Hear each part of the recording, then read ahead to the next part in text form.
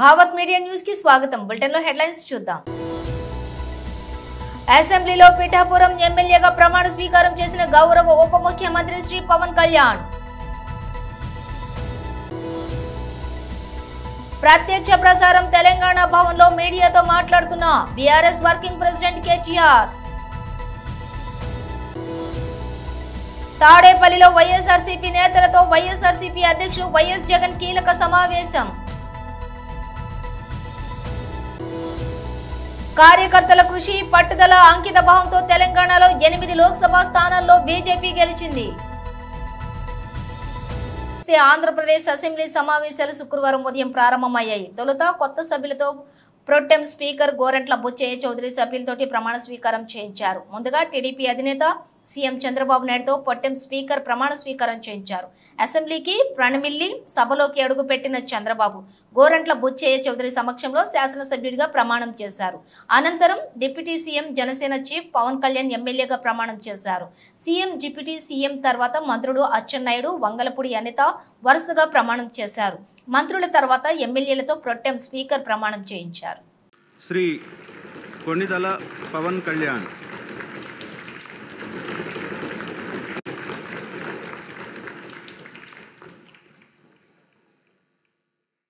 కొణిదెల పవన్ కళ్యాణ్ అనే నేను శాసనసభ సభ్యుడిగా ఎన్నికైనందున శాసనం ద్వారా నిర్మితమైన భారత రాజ్యాంగం పట్ల నిజమైన విశ్వాసం, విధేయత చూపుతానని, భారతదేశ సార్వభౌమాధికారాన్ని, సమగ్రతను కాపాడుతానని, నేను స్వీకరించబోయే కర్తవ్యాన్ని శ్రద్ధాశక్తులతో నిర్వహిస్తానని దైవ సాక్షిగా ప్రమాణం చేస్తాను.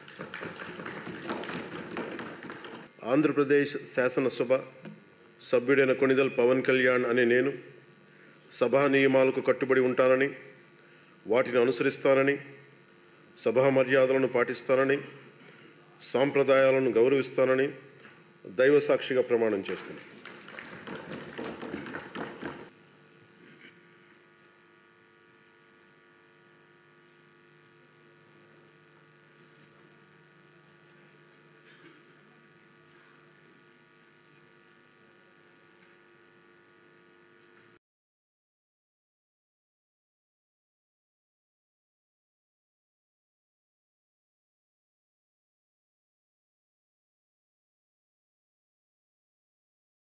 ఇటీవల తమిళనాడులోని కల్తీ మద్యం తాగి దాదాపుగా 38 మంది మృతి చెందిన ఘటన దేశవ్యాప్తంగా కలకలం సృష్టించింది.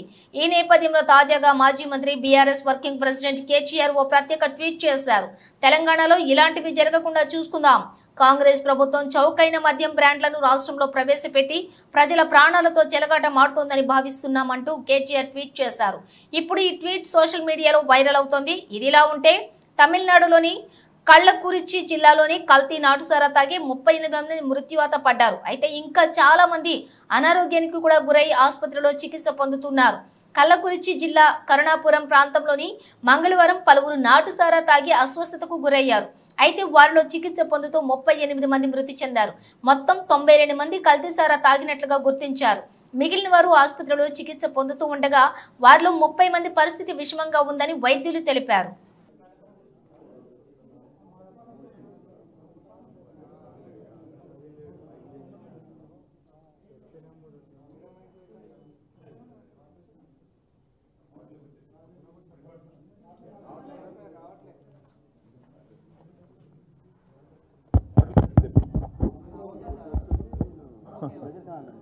దగ్గర కనాలా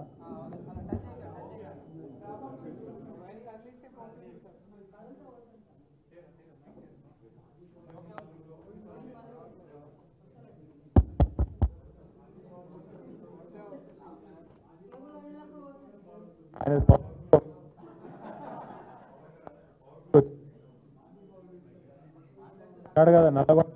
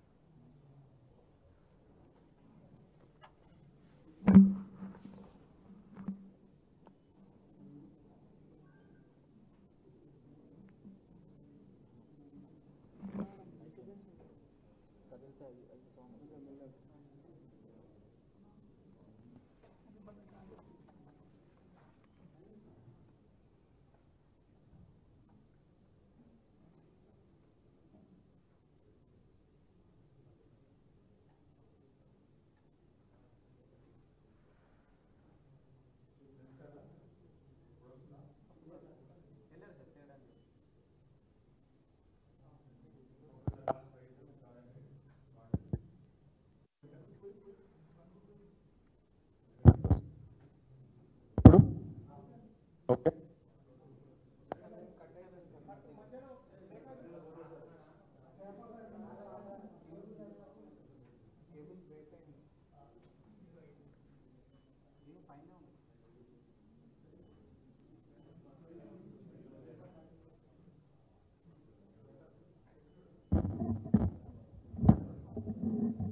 ఇప్పుడు వస్తున్నట్టు ఇప్పుడు వస్తుందా రైట్ మా పార్టీ అధ్యక్షులు పెద్దలు గౌరవ తెలంగాణ తొలి ముఖ్యమంత్రి కేసీఆర్ గారు ఒక్కసారి కాదు కనీసం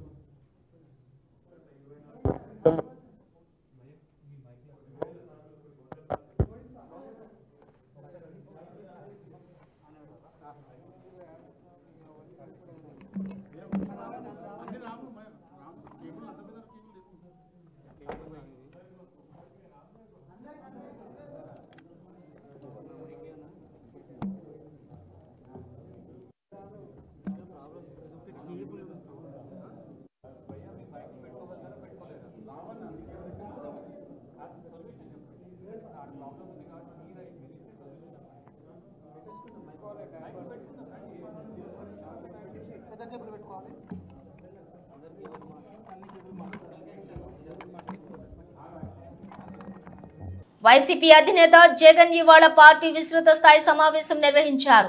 నేతలకు కార్యకర్తలకు దిశానిర్దేశం చేశారు. అనేక పథకాలు ఇచ్చాం, ఇంటింటికి సంక్షేమాన్ని అందించాం, అయినా ఓడిపోయాం. ప్రజలకు వివిధ రకాల లబ్ధి చేకూర్చిన తర్వాత వచ్చిన ఫలితాలు ఆశ్చర్యానికి గురిచేశాయి. ఈ ఫలితాలు శకుని మాయ పాచికలను గుర్తుకు తెచ్చాయి. ఈ ఎన్నికల ఫలితాలు శకుని మాయ పాచికల మాదిరిగా ఉన్నాయి. కానీ ఆధారాలు లేకుండా ఏం మాట్లాడగలం అని జగన్ విచారం వ్యక్తం చేశారు. ఎన్నికల్లో ఓడిపోయామన్న భావనను మనసులో నుంచి తొలగించండి. న్యాయంగా ధర్మంగా చూస్తే మనం ఓడిపోలేదు. ప్రతి ఇంట్లోనూ మనం చేసిన మంచి ఉంది. ప్రతి ఇంటికి మనం ధైర్యంగా వెళ్ళగలమని జగన్ స్పష్టం చేశారు. 2019తో పోల్చితే ఈ ఎన్నికల్లో వైసీపీకి 10% ఓట్లు తగ్గాయని, ఆ 10% ప్రజలు కూడా త్వరలోనే చంద్రబాబు మోసాలను గుర్తిస్తారని అన్నారు. కాలం గడిచే కొద్దీ ప్రజల్లో వైసీపీపై అభిమానం వ్యక్తమవుతూ ఉందని, 2029 నాటికి ప్రజలే రెట్టించిన ఉత్సాహంతో మళ్లీ వైసీపీని అధికారంలోకి తెచ్చుకుంటారని జగన్ ధీమా వ్యక్తం చేశారు. నా మనసు నుంచి కూడా వస్తా ఉన్నాయి. ఎప్పుడు ఊహించని విధంగా, ఎప్పుడు జరగని విధంగా, రాష్ట్రంలో ఎప్పుడు చూడని విధంగా మనలో ఏ ఒక్కరైనా కూడా తలెత్తుకొని తిరిగే విధంగానే పాలన సాగింది.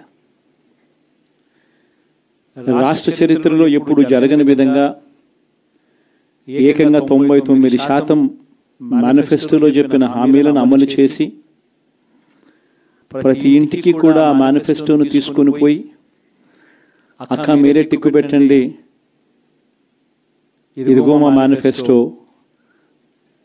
ఎన్నెన్ని జరిగాయి, ఏమేమి జరిగాయి అని మీరే టిక్కు పెట్టండి అని చెప్పి వారి చేతికే మేనిఫెస్టో ఇచ్చి వారి చేతనే టిక్కు పెట్టించి మరీ వారి ఆశీస్సులు తీసుకుంటూ ప్రతి గడప తిరిగిన పరిస్థితుల మధ్య ఈరోజు కలుస్తా ఉన్నాం. ఇంతవరకు రాష్ట్ర చరిత్రలో ఎప్పుడు కూడా ఒక మేనిఫెస్టోని ఇంత సీరియస్గా ఎవరు తీసుకున్న పరిస్థితులు ఎప్పుడూ లేవు. ఎన్నికలప్పుడు ఏదో పెద్ద పెద్ద బుక్కులు ప్రింట్ చేసేవాళ్ళు, పెద్ద పెద్ద మాటలు చెప్పేవాళ్ళు. ఎన్నికలు అయిపోయిన తర్వాత మేనిఫెస్టో చెత్తబుట్టలో పడేసే పరిస్థితి. మొట్టమొదటిసారిగా రాష్ట్ర చరిత్రలో ఎప్పుడు జరగని విధంగా ఒక ముఖ్యమంత్రి కార్యాలయానికి వస్తే మేనిఫెస్టో కనిపిస్తుంది. కలెక్టర్ కార్యాలయంలోకి వెళ్తే అక్కడ కలెక్టర్ కార్యాలయంలో మేనిఫెస్టో కనిపిస్తుంది. ఏ డిపార్ట్మెంట్కి వెళ్ళినా కూడా ఆ డిపార్ట్మెంట్లలో హెచ్ఓడీలు కానీ, సెక్రటరీలు కానీ ఎక్కడికి వెళ్ళినా కూడా వాళ్ళ కార్యాలయాలలో మన మేనిఫెస్టో కనిపిస్తుంది. ప్రతి డిపార్ట్మెంట్కు, ప్రతి కలెక్టర్కు ఈ మేనిఫెస్టో పెట్టి ఇదే మన ఎజెండా, ఈ ఎజెండా ఆధారంగానే పాలన సాగుతుంది అని వారందరినీ కూడా మొట్టమొదటి రోజు నుంచి కూడా సమాయత్తం చేసి ఏకంగా 99% హామీలను అమలు చేసి గర్వంగా, సగర్వంగా తలెత్తుకొని మళ్ళీ ప్రజల దగ్గరికి వెళ్ళి ఓట్లు అడిగే పరిస్థితిలోకి మొట్టమొదటిసారిగా ప్రభుత్వం అడుగులు వేసింది ఈ మన 5 సంవత్సరాల కాలంలోనే. నిజంగా ఇది జరిగినప్పుడు చూసినప్పుడు నిజంగా ఆశ్చర్యం అనిపిస్తుంది. ఎప్పుడు చూడని విధంగా ఏకంగా 2,70,000 కోట్ల రూపాయలు. ఎప్పుడు జరగలే ఇది. ఏ పథకం ఎప్పుడు ఇస్తామో, ఏ నెలలో ఇస్తామో ఏకంగా క్యాలెండర్ ముందే ప్రకటించి, ఆ సంవత్సరానికి సంబంధించిన క్యాలెండర్ ముందే ప్రకటించి, ఆ నెల వచ్చేసరికి ఆ బటన్ నొక్కడం, నా అక్క చెల్లెమ్మ కుటుంబాల ఖాతాలకు నేరుగా వెళ్ళిపోవడం ఎప్పుడు జరగల. నిజంగా ఒక్కొక్కసారి అనిపిస్తుంది, ఏమయ్యాయి ఆ ప్రేమలు, ఏమయ్యాయి ఆ ఆప్యాయతలు అని ఒక్కొక్కసారి అనిపిస్తుంది. 66 లక్షల మంది పెన్షన్లు తీసుకుంటా ఉన్న అవ్వాతాతలు, మనం రాకమునుపు, మనం అధికారంలోకి రాకమునుపు పెన్షన్ కేవలం 1000 రూపాయలు. ఎన్నికలకి 2 నెలల ముందు వరకు కేవలం 1000 రూపాయలు. మనం ఏకంగా దాన్ని 3,000 రూపాయలకు పెంచుకుంటూ పోయాం. అప్పట్లో 39 లక్షలు మాత్రమే పెన్షన్దారులు, 66 లక్షలకు పెంచుకుంటూ పోయాం. ఏ ఒక్కరిని కూడా పక్కన పెట్టండి అన్న మాట నోట్లో నుంచి రాలేదు. ఏకంగా 66 లక్షల మందికి ఇంటి వద్దకే మొట్టమొదటిసారిగా ఇంటి వద్దకే వెళ్ళి వాళ్ళ బాధలు తెలిసిన వ్యక్తులుగా వాళ్ళ చేతికి అందించి వాళ్ళ ఆశీస్సులు తీసుకున్నాం. మరి ఏమయ్యా 66 లక్షల మంది అవ్వాతాతలు, ఆ వికలాంగులు, ఆ వితంతువులు, అక్క చెల్లెమ్మలు, వారి ఆప్యాయతలు, ప్రేమలు ఎప్పుడు జరగని విధంగా 54 లక్షల మంది తల్లులకు కేవలం మీ పిల్లలకు బడులకు పంపించండి చాలు, మీ పిల్లలు గొప్పగా చదవాలి, మీ పిల్లలకు మంచి భవిష్యత్తు ఉండాలి, 54 లక్షల మంది అమ్మలకు అమ్మఒడి. మరి ఏమయ్యాయి వాళ్ళ ప్రేమలు, వాళ్ళ ఆప్యాయతలు?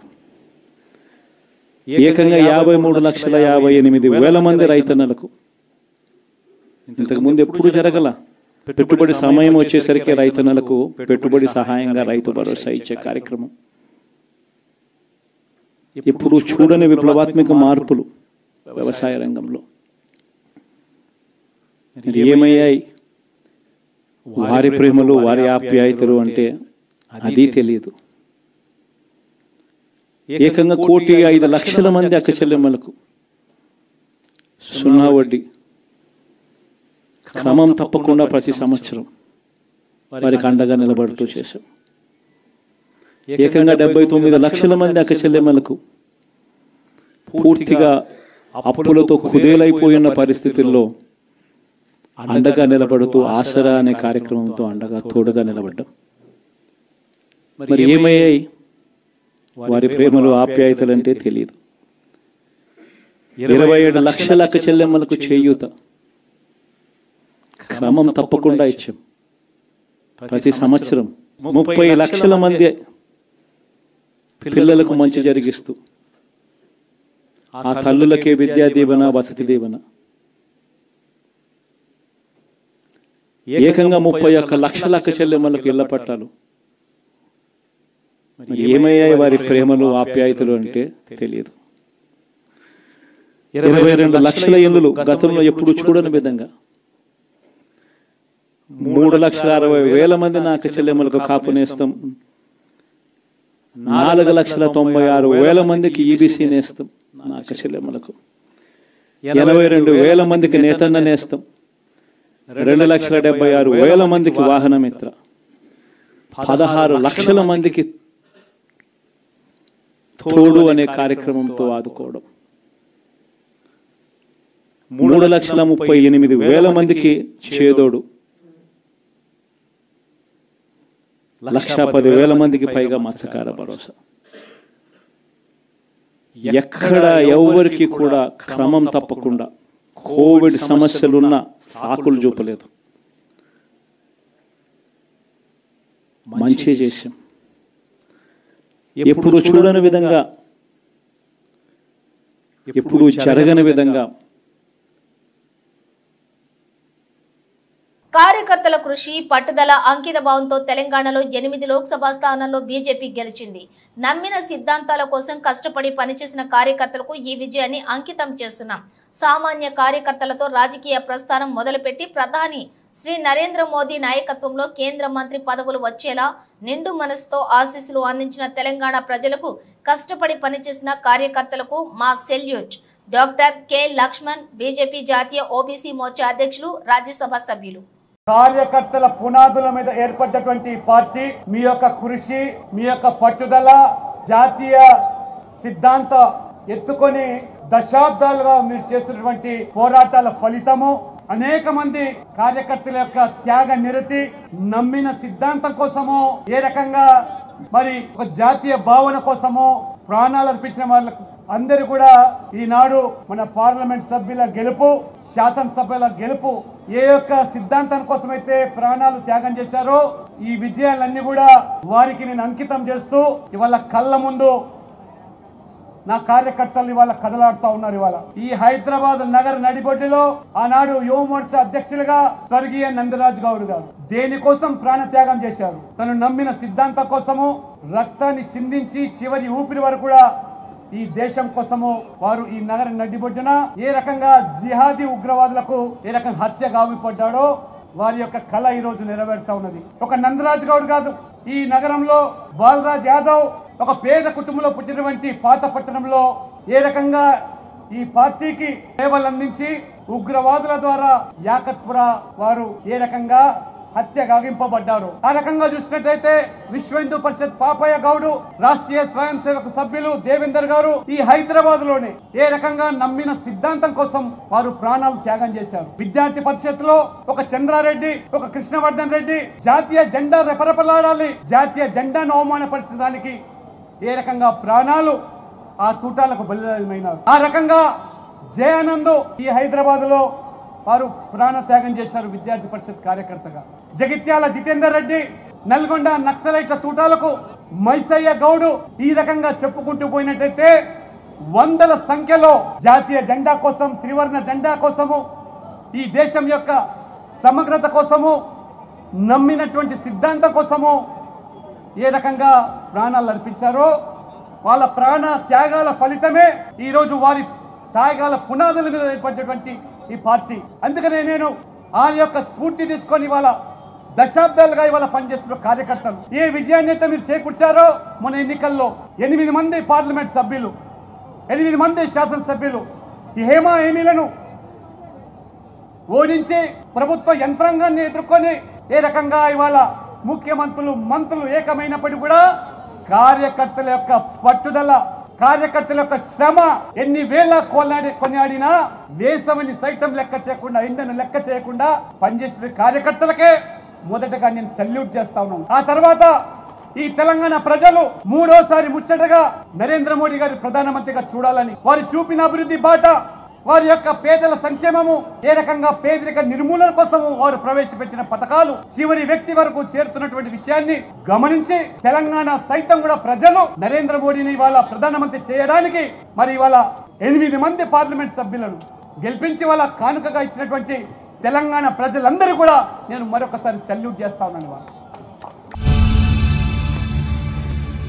యూనివర్సిటీ ఇంటర్నేషనల్ లో లా విభాగం మాజీ ప్రొఫెసర్ షేక్ షాకత్ హుస్సేన్ పై పెట్టిన ఉపా కేసు ఎత్తివేయాలని సిపిఐ ఎంఎల్ లిబరేషన్ రాష్ట్ర కార్యవర్గ సభ్యులు డి హరినాథ్ డిమాండ్ చేశారు. సిపిఐ ఎంఎల్ దేశవ్యాప్తంగా 20వ తేదీన ఉపా చట్టాన్ని నిరసిస్తూ బ్లాక్ డేగా పాటించాలని కేంద్ర కమిటీ ఇచ్చిన పిలుపు మేరకు ఎన్టీఆర్ జిల్లా విసనపేటలో నిరసన తెలియజేయడం జరిగింది. మోడీ ప్రభుత్వం మూడోసారి అధికారం చేపట్టగానే సామాజిక ఉద్యమకారుల మీద, పౌర హక్కుల నేతల మీద నల్ల చట్టాలను ప్రయోగించడం ప్రారంభించిందని హరినాథ్ ఆరోపించారు. రాబోయే కాశ్మీర్ ఎన్నికల్లో సీట్లు సంపాదించడానికి 2010లో అక్టోబర్ 21వ తేదీన ఢిల్లీలో ఆజాదీ ద ఓన్లీ వే అన్న పేరుతో జరిగిన కార్యక్రమంలోని ప్రసంగించిన అరుంధతి రాయ్ షౌకత్ హుస్సేన్ భారత్ నుంచి కాశ్మీర్ విడిపోవాలని రెచ్చగొట్టేలా ప్రసంగించారని అభియోగం మోపుతూ కాశ్మీర్కు చెందిన సుశీల పండిట్ మెట్రోపాలిటన్ మెజిస్ట్రేట్ కోర్టులో చేసిన ఫిర్యాదును ఏళ్ల తరబడి నాచి 14 సంవత్సరాల తర్వాత ఢిల్లీ లెఫ్టినెంట్ గవర్నర్ ఆదేశం మేరకు ప్రయోగించడం అన్యాయం కాదా అని హరినాథ్ ప్రశ్నించారు. వాళ్ళు జైలు పంపించడానికి సిద్ధంగా ఉన్నారు. మోడీ ప్రభుత్వం మూడోసారి అధికారంలో చేపట్టగానే విప్లవకారుల మీద, ప్రజాస్వామికవాదుల మీద, సామాజిక ఉద్యమకారుల మీద అణిచివేతలకి పాల్పడుతున్నారు. దాంట్లో భాగంగానే ఈ కేసు పెట్టడం జరిగింది. ఇంతకు ముందు కూడా మోడీ మరి ప్రధానినే హత్య చేయబోతున్నారన్న విధంగా మరి పూణేలో మనం చూసాం. భీమా కొరిగావ్ కేసులో దాదాపుగా 6 ఏళ్ల పెట్టి ఉపా చట్టాన్ని పెట్టి అక్కడ వరవరరావు మీద, అలానే సాయిబాబా మీద, అలానే స్టాన్ సామ్ అనే ఆయన మీద కేసులు పెట్టారు. స్టాన్ సామ్ అయితే బెయిల్ రాకుండానే జైల్లోనే చనిపోవడం జరిగింది. ఈ దుర్మార్గమైన ఈ చట్టాలని ఎత్తేయాలని, తక్షణం వారిని రిలీజ్ చేయాలని చెప్పేసి ఈరోజు సిపిఎంఎల్ లిబరేషన్ దేశవ్యాప్తంగా నిరసన ఆందోళన పిలిపివ్వడం జరిగింది. దాంట్లో భాగంగా ఈ రోజున దేశవ్యాప్తంగా బ్లాక్ డేగా పాటిస్తున్నారు. దాంట్లో భాగంగా ఎన్టీఆర్ జిల్లా విసన్నపేటలో ఈ రోజున అఖిల భారత ప్రగతిశీల మహిళా సంఘం ఆధ్వర్యంలో, అలానే సిపిఎంఎల్ లిబరేషన్ పార్టీ ఆధ్వర్యంలో ఇక్కడ ఈ కార్యక్రమం చేపడుతున్నాం. అరుంధతి రాయని తక్షణమే విడుదల చేయాలి. అరుంధతి రాయని వెంటనే అరుంధతి రాయిపై పెట్టిన ఉపా కేసు, అరుంధతిపై పెట్టిన ఉపా కేసు జిల్లాని సిపిఎంఎల్ లిబరేషన్. పేదవాడిని ఆ పేదరికం నుండి బయటకు తీసుకొచ్చే విధంగా అడుగులు పడ్డాయి. క్వాలిటీ చదువుల వల్లే ఇది సాధ్యమని భావించి మొత్తం విద్యారంగంలో సంస్కరణలు తెచ్చాం. వైద్య రంగంలో కూడా సమూల మార్పులు తీసుకువచ్చాం. ఏకంగా 25 లక్షల వరకు ఉచితంగా ఆరోగ్యశ్రీ కింద వైద్యం చేయించాం. ఇంటి వద్దకే పాలన అనే పదానికి అర్థం తీసుకువచ్చాం. ప్రతి పథకం డోర్ డెలివరీ చేశాం. మహిళా సాధికారతకు ఏం చేయొచ్చో అవన్నీ చేశాం. వైఎస్ జగన్ వైఎస్ఆర్సీపీ అధినేత. ఎవరికి కూడా క్రమం తప్పకుండా కోవిడ్ సమస్యలున్న సాకులు చూపలేదు. మంచి చేశాం. ఎప్పుడు చూడని విధంగా, ఎప్పుడు జరగని విధంగా పేదవాడు వాడిని పేదరికం నుంచి బయటికి పర్మనెంట్గా తీసుకొచ్చే దానికోసం అడుగులు పడ్డాయి. అది జరగాలి అని అంటే క్వాలిటీ చదువుల వల్లే జరుగుతాయి అని చెప్పి మొత్తం విద్యారంగాన్ని మార్చాం. 3వ తరగతి పిల్లాడికి టోఫుల్ క్లాసులు, టోఫుల్ పీరియడ్, ఇంగ్లీష్ మీడియం బడులు, 6వ తరగతి నుంచే ఐఎఫ్పీలు, 8వ తరగతి పిల్లల చేతుల్లో ట్యాబులు. ఇప్పుడు చూడలేదు ఇవన్నీ, ఇప్పుడు జరగల. వైద్య రంగంలోనూ కూడా అలాంటి మార్పులే. ఏకంగా 25 లక్షల దాకా ఆరోగ్యశ్రీని విస్తరించాం. 1050 ప్రొసీజర్లు ఉంటే 3300 ప్రొసీజర్లకు తీసుకొని పోయాం. ఆరోగ్యశ్రీయే కాదు, ఆరోగ్య ఆసరా దగ్గర నుంచి గ్రామ స్థాయిలో విలేజ్ క్లినిక్ దగ్గర నుంచి ప్రతి పేదవాడికి తోడుగా ఉండం. ఎప్పుడు జరగలేదు ఈ మార్పులు. ఏకంగా 54,000 మంది డాక్టర్లు, నర్సులు, పారామెడిక్స్ రిక్రూట్మెంట్ గవర్నమెంట్ హాస్పిటళ్లలో చేసి ప్రతి పేదవాడికి అండగా ఉండడం. వ్యవసాయంలో కూడా విప్లవమే. ఏకంగా ఆర్బీకేలు చేయి పట్టుకొని నడిపిస్తూ గ్రామ స్థాయిలో కనిపించాయి. విద్య, వ్యవసాయం. బులెటిన్ ముగించే ముందు హెడ్లైన్స్ మరోసారి. అసెంబ్లీలో పిఠాపురం ఎమ్మెల్యేగా ప్రమాణ స్వీకారం చేసిన గౌరవ ఉప ముఖ్యమంత్రి శ్రీ పవన్ కళ్యాణ్. ప్రత్యక్ష ప్రసారం తెలంగాణ భవన్లో మీడియాతో మాట్లాడుతున్న బీఆర్ఎస్ వర్కింగ్ ప్రెసిడెంట్ కేటీఆర్. తాడేపల్లిలో వైఎస్ఆర్సీపీ నేతలతో వైఎస్ఆర్సీపీ అధ్యక్షుడు వైఎస్ జగన్ కీలక సమావేశం. కార్యకర్తల కృషి, పట్టుదల, అంకిత భావంతో తెలంగాణలో 8 లోక్సభ స్థానాల్లో బీజేపీ గెలిచింది. ఇవి బులెటిన్ విశేషాలు. మరో బులెటిన్తో మళ్ళీ కలుద్దాం.